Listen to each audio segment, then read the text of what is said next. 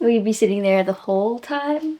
Or are you just getting comfortable? He's behind me now. I have a history of spending way too much money, and I don't ever track where it's going, what I spend it on, or like how it's affecting me. So much so that last year I challenged myself to an entire no-buy year where I set very hard ground rules and I told myself I'm not allowed to buy those things. If you want to know a recap and a finale of whether or not I think it's worth it, you can watch my video I posted on that, which I will put up here somewhere. But it inspired me because I didn't really track like financial, like hardcore numbers. I more so was tracking experiences and like purchasing of things without tracking the financials of it. So for this month, aka January of 2026, I am going through the whole thing once more, but I'm doing 30 days, so 1 month, where I will be tracking all of my expenses and how it all comes together. I figured that one, I think it will be very interesting to see how everything kind of plays out, what I end up spending my money on, and what are the things I want to spend money on but then successfully don't. Kind of track it all. And two, I hope it serves as some sort of inspiration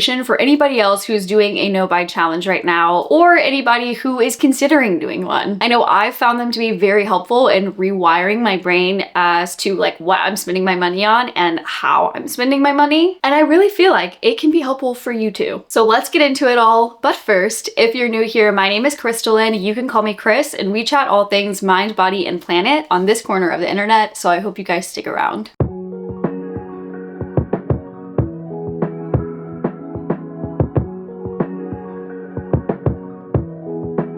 Let's start with what is a no-buy month. I went ahead and I pulled up the definition here. Let me read it to you. A no-buy month means pausing on non-essential spending, allowing only necessities like rent, utilities, groceries, gas, and pre-planned medical costs, while avoiding wants like dining out, new clothes, beauty products, and subscriptions to save on money and curb impulse buying. The core rule here is to define your essential versus non-essential categories clearly beforehand, with flexibility for true emergencies like car trouble or an urgent healthcare focus, and focus on free activities and home-cooked meals to succeed. Hopefully that gives you a little bit of clarification onto what the heck even is a no-buy. And now let's get into the fun stuff. Here are my rules. These are the things that are on my not allowed list. New clothes, shoes, accessories, jewelry, anything of that sort. I'm not buying that this month. Non-essential beauty products, new gadgets, impulse purchases, dining out. Now there is a bit of a caveat here. I'll get into that in a second. Coffee's out. Again, another caveat, which I will get into it in a second. And no hobby buys, which essentially what I mean by a hobby buy is buying new stuff to start a new hobby. I have plenty of stuff I already have right now. I just need to focus on those rather than trying to bring more into the chaos that already is my hobby room. All right, on my two caveats that I said I would bring up, now is the chance for me to talk about them. So ideally, going into last year, I was limiting to eating out to just a couple times a week. And that was really helpful. Originally, I said once a week. And I realized with family and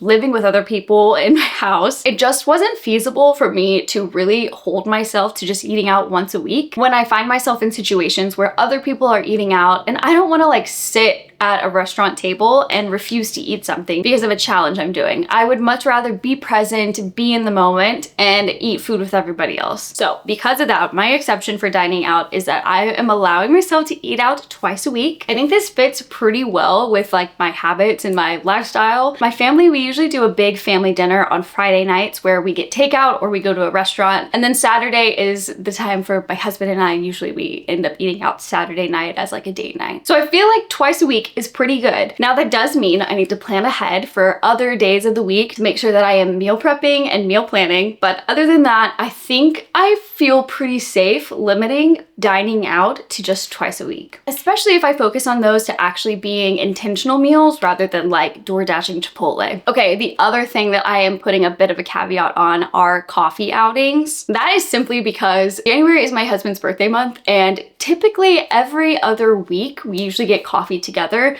and I think we might be doing that probably on his birthday too, if I had to guess. So I'm going to go ahead and say I can have 3 coffees out, but that is my max. Ideally, I want just 2 when we actually go out and we get our coffee beans from the roaster and we get a cup of coffee while we're doing that. But my point here is that I don't want to just frivolously spend money on drinks, beverages, coffees, Diet Cokes out when I don't really need to be spending my money on that. it's an extra, right? Like I don't really need to be doing that. So we've covered the things that I have put on the not allowed part of my list, but what are the things that are on my allowed part of the list? For me, things that are allowed are obviously going to be groceries. So I'm going to be tracking that. I will be totaling up my groceries and sharing with you guys what we're spending on groceries as well. Any sort of emergency things that are like, you know, you can't get around doing it, like car troubles. I mean, fingers crossed, we're not dealing with any of that this month, but you never really know, and it's hard to plan for things like that. And the other thing that's on this allowed list, is not something I'm very excited about.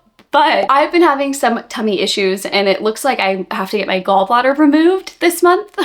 And I was really hoping that there was any way that I could possibly avoid it, but I just don't think there is. So I am scheduled for a procedure on January 20th, and I'm putting that obviously in the allowed category. It is a medical expense, but I think what falls under this is that I think there are other extra things that I'm gonna want to help me in my recovery after the procedure. You know, extra things I probably normally wouldn't buy, like buying extra Gatorade or getting extra medicine to help me with the recovery, or even, you know, more comfy loungewear clothes that aren't rubbing on where my incisions are going to be. Ew, that's disgusting. I don't like that word. I've never been under any sort of procedure before, so this is definitely a new one for me. I am freaking out. So if you have ever had something, please let me know in the comments that you're okay and things are fine and that I'll be fine, because I am gonna keep spiraling about it until it happens. It's really freaking me out, guys. Anyways, all of that to say, if I need anything to help with my recovery, that is in my allowed purchases. Again, I'm gonna keep track of everything I'm spending my money on, so then that way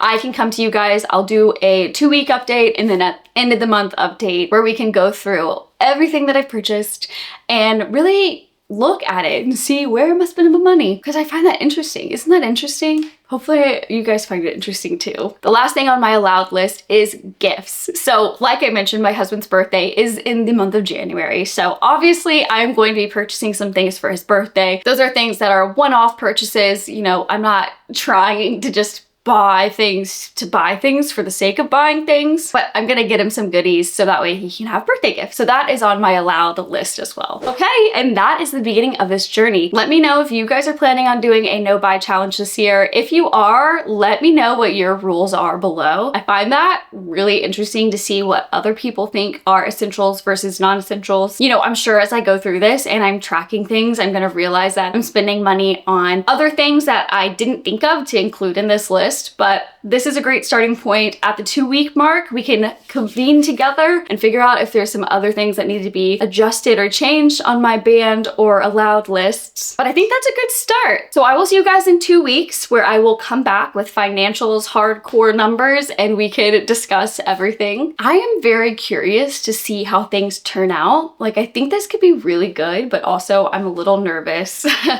I think my no buy year last year made me really conscious of the way that I'm spending my money and very intentional with what I'm bringing into my home and what I'm spending my money on. But to actually track the financial side of it makes me a little nervous. Like, maybe I'm not as good as I think I am, but I guess we'll find out. Let's cheer each other on this no buy challenge. Also, shameless plug here, I do have a no buy challenge template. It's based on Notion. I will be using that, and that's what I'm going to be sharing with you guys over my expenses and how things are, you know, shaken out to look like. So if that is of interest to you and you want the same template, I will link that below and you guys can follow along and we can do this together. Thank you guys so much for watching this video. I'm very, very excited for this challenge to be. If you enjoyed this video, you can like it. That lets me know that you want to see more videos like this, no buy challenge, under consumption, things like that. And you can subscribe for more videos like this, and I will see you guys in the next one.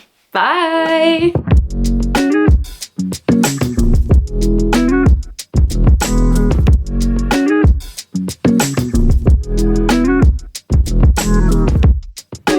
Thank you.